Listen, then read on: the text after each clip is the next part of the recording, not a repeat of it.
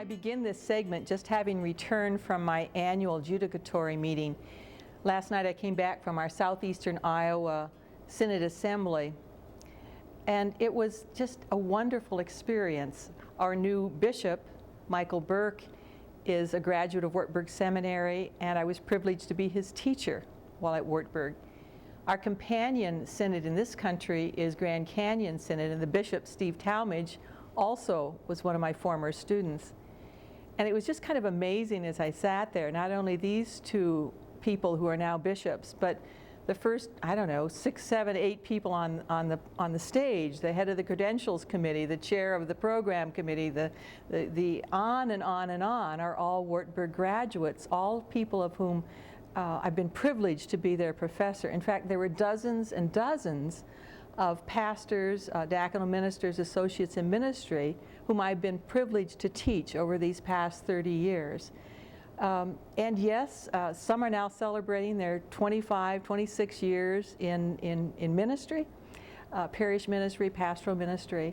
And yes, some of them are getting gray hair, and one's going to have a hip replacement, and they have grown through the years. And it was just wonderful to be at the Synod Assembly and to be part of the work of the church, but also to have these ongoing conversations with these wonderful people.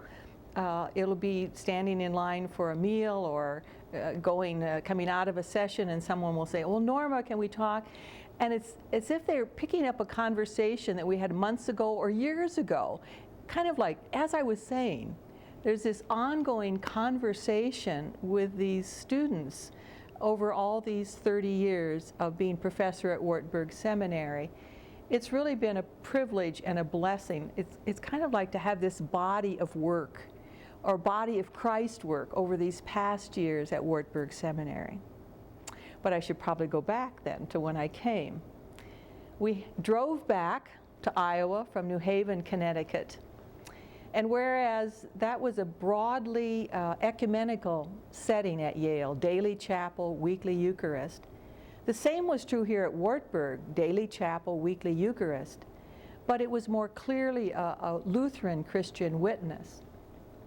Burton and the boys, of course, we all came along with our cat and dog in our 2 cars.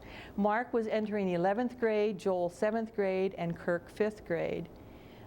Burton took on a wonderful role of being more full-time father to our sons, and over these years he has been pastor in nearby congregations or interim pastor, and served in just a variety of ways, also at times being staff person at Wartburg Seminary as well.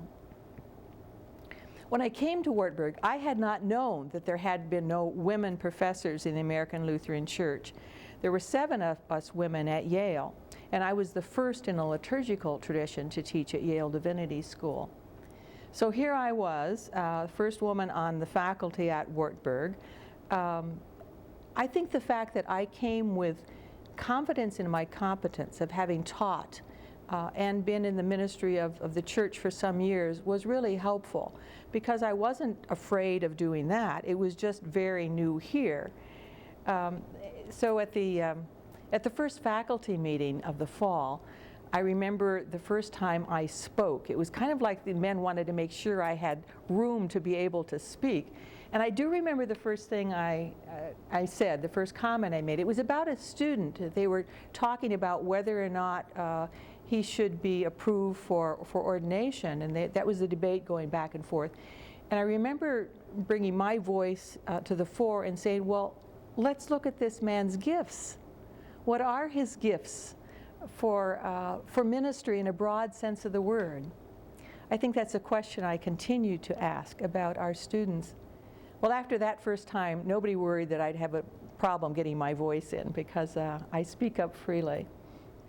I taught educational ministry here, and I teach that to this day. And that first semester, that was the course that I was invited to teach. That's the way professors are kind of brought in here, having them teach one central course in their area. My predecessor had also taught church administration, and I wasn't really invited to teach that. I'm not too sure if they were clear about whether a woman should be teaching leadership.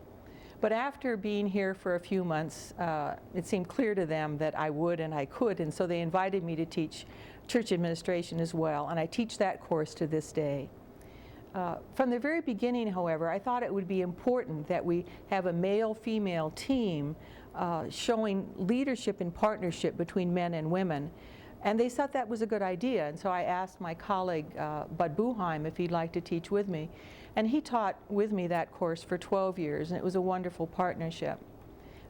Then Ralph Smith and I taught for 3 years in a partnership which was equally wonderful until he was tragically killed in an automobile accident. And then Craig Ness and I have been teaching that course for all these past years, and then just last year wrote a book on transforming leadership, which brings together all those things from that course. Leadership, shared partnership, shared power, leadership in the body of Christ, all of that has been very central to me. Actually, those two main areas of educational ministry and church administration leadership have a theological base for me, that is ecclesiology. And it very much is a body of Christ theology of how we need each other and how we build the body of Christ, empower people, the ministry of the whole people of God, ministry of the baptized. So those central areas have followed me, or I've led in those areas through the years, even though there have been a number of other areas of courses: church conflict, community of women and men in the church, youth ministry, adult education, on and on, other electives and so on. After the first year, I'd been given a 1-year contract. I think people weren't just too sure about this thing of a woman professor. And after that, I was offered 3 years of 1-year contracts. I was on a 10-year track, and I did receive tenure 5 or 6 years later. But after that first year, I did ask, since it was a 1-year contract, well, now that I'm here, what do I need to do to stay here? And I was giving all sorts of advice. Get known in the church, get your PhD, write a book. So I did all three. Cover all your bases, cover all the bases 2 times. That was what we needed to do as women, not only in professional ministry in the church, but in all fields of professional life in this country in the 70s and 80s. But it was interesting. Wartburg was the first, and they had the courage to call a woman in a tenure eligible position.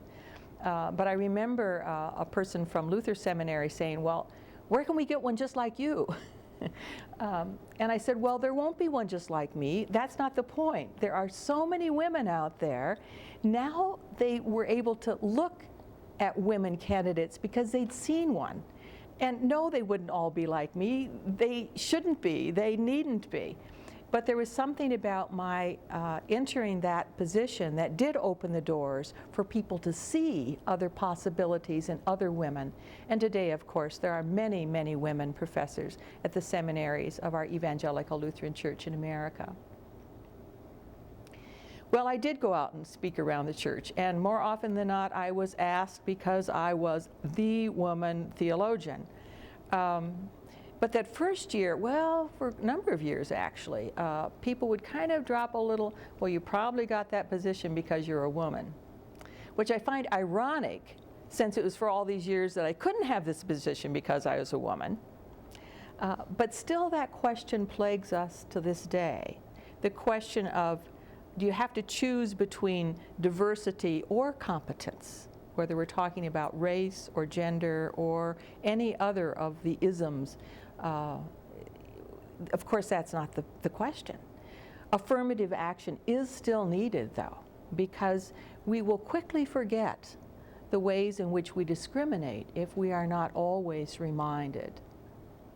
Now, on the other hand, when I would go out to speak, and yes, sometimes, even today, these 30 years later, I would give a lecture or lead a workshop or preach, and someone would come up afterwards and be very affirming, but saying, oh, you were good, with a kind of tinge in their voice that betrayed the fact that they expected I would not be. The betrayal of their own sense of low expectation of those who newly enter a profession where the doors have been closed before. Now, at the same time, the expectation is that you would be better than your male counterpart. And women internalized that. The first women clergy, well, for a number of years, the expectation was, and quite often it was said, well, you know, she's better than the male, as though somehow they had to be. I remember a woman said to me, oh, after I'd been here maybe 5 or 6 years, she says, Norma, I'm not a superwoman like all of you. She had seen that because all of us felt the pressure to do everything and do it very well. And she said, but I'm just ordinary. I'm going to approach my bishop and say, will you pick a candidate who's just an ordinary woman? And he did. There's a freedom for women in pastoral ministry to be seminary professors, a freedom for them to be able to use their gifts. And there's a freedom for men and women to be different, to be differently abled, because all of our gifts are needed in the ministry of the church.